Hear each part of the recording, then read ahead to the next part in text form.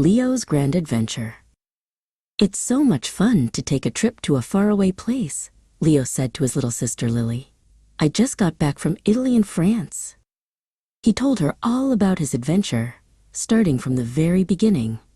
I got on a huge airplane at the airport, he explained. It flew all the way to France. I stayed in a beautiful city called Paris for a few days, Leo continued.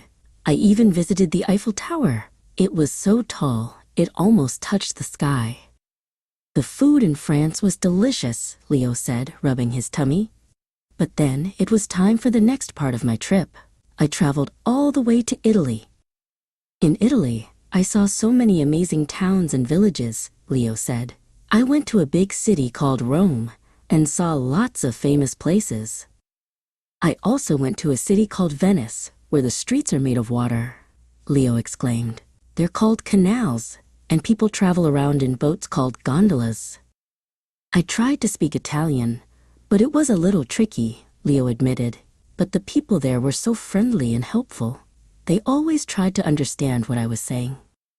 I bought some souvenirs for you and Mom and Dad, Leo said, handing Lily a small gift. And I ate so much delicious Italian food.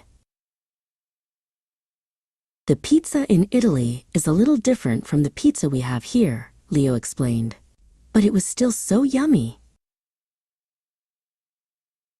I saw streets made of cobblestones and so many old, beautiful buildings, Leo said. And guess what? A lot of people in Italy ride around on scooters.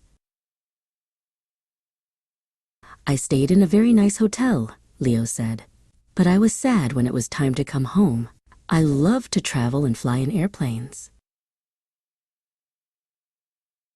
One time, the airline lost my luggage, Leo said with a sigh. I wasn't very happy about that, but next year, I want to go on another adventure. I think I'll go to England.